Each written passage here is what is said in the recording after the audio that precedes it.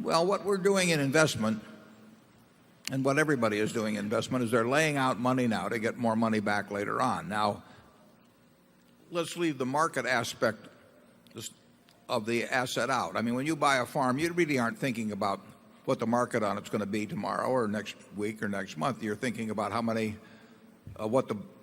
bushels of beans per acre can you get, or a corn per acre, and what the price is likely to be. You're looking to the asset itself.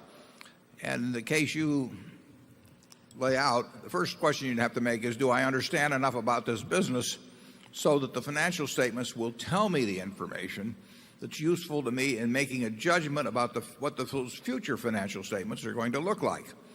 And in many cases, the answer would be no. Probably in a great majority of the cases, it would be no. But I've actually bought stocks the way you're describing many times, and they were in businesses that I thought I understood, where if I knew enough about the financial past, it would tell me enough about the financial future that I could buy. Now, I couldn't say the stock was worth X or 105% of X or 95% of X, but if I could buy it at 40% of X, I would feel that I had this margin of safety that Graham would talk about, and I could make a decision. Most times I wouldn't be able to make it. I wouldn't know. If you hand me a bunch of financial statements, you don't tell me what the business is, there's no way I can make a judgment as to what's going to happen. It could have been a hula hoop business. It could have been a pet rock business. On the other hand, it could have been Microsoft early on. So unless I know the nature of the business, the financial statements aren't going to tell me much. If I know the nature of the business and I see the financial statements, if I see the financial statements on Wrigley, I know something about the business. Now I have to know something about the product before I can make that judgment. But we've bought lots and lots of securities, Charlie. The majority of the securities Charlie and I have bought, we have never met the management and never talked to them.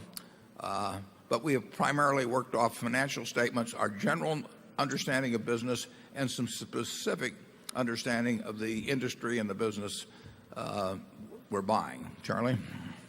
Yeah, I think there's one metric that catches a lot of people. We tend to prefer the business which drowns in cash. It just makes so much money that one of the main principles of owning it is you have all this cash coming in. There are other businesses like the construction equipment business of my old friend John Anderson. And he used to say about his business, you work hard all year, and at the end of the year, there's your profit sitting in the yard. There was never any cash, just more used construction equipment. We tend to hate businesses like that. It's a lot easier to understand a business that's mailing you a check every month. But that's what an apartment house is. If you own you can probably value an apartment property pretty well if you know anything about the city in which it's in, and if you have the financial statements, you could make a reasonable guess as to what the future earnings are likely to be. But that's because it is a business that gives you cash. Now there could be surprises in that arena as well. But I bought a lot of things off financial statements. There are a lot of things that I wouldn't buy, if I knew that. Actually, there are a lot of business I wouldn't buy if I thought the management was the most wonderful in the world, because if they were in the wrong business, it really doesn't make much difference.